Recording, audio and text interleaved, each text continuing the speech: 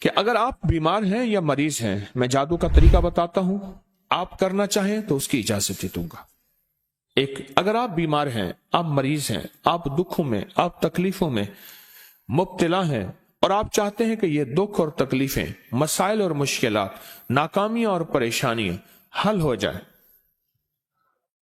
جائے، تو آپ اپنے جسم کا کوئی حصہ کاٹیں، انگلی کاٹیں، ہاتھ کاٹیں، پاؤں کاٹیں، بنڈلی کاٹیں، ٹانگ کاٹیں، کان کاٹیں، ناک کاٹیں، ہونٹ کاٹیں، جسم کا کوئی حصہ کاٹیں۔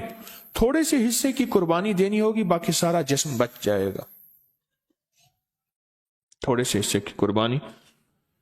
اب لوگ ہنس رہے ہیں، انہوں نے کہا تم بچاتے ہیں کسی دیوانے کے۔ ارے نہیں، یہ حقیقت ہے۔ اور تھوڑے سے حصے کی قربانی، باقی جیسے کوئی یہ بیمار ہوتے ہیں، ان کے ہاتھ پاؤں گل جاتے ہیں، ان کو گینگرین فلاں فلاں کہتے ہیں، وہ کہتے ہیں جی یہ حصہ جسم کا کاٹیں گے ورنہ یہ آگے بڑھے گا، یہ بیماری آگے بڑھے گی، پھر وہ کاٹیں گے، وہ ٹھیک ہو جائیں گے۔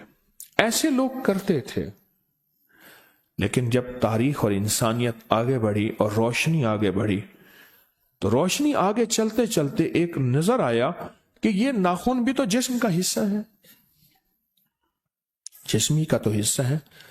اچھا، اسی جسم سے نکلتے ہیں، بڑھتے ہیں غیر محسوس طریقے سے، آج تک پتہ نہیں ہے کہ ناخن بڑھ رہا ہے، لیکن بڑھ رہے ہوتے ہیں، یہ بھی تو جسم کا حصہ ہے۔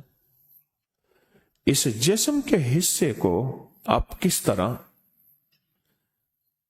اس طرح کاٹیں کہ پھر اس جسم کے حصے کے اوپر ایک تسبیح سخت توجہ سے اپنی مشکلات، مسائل، الجھنیں، پریشانیوں کا تصور کر کے سخت توجہ سے اس جسم کے حصے پر سخت توجہ سے ایک تسبیح پڑھ لیں، ان للہ و ان الیہ راجعون۔ سخت توجہ سے یہ ساری چیزیں مر گئیں، جادو مر گیا، جنات، بیماریاں، تکلیفیں، دکھ، مشکلات، مسائل، ناکامیاں ختم ہو گئے۔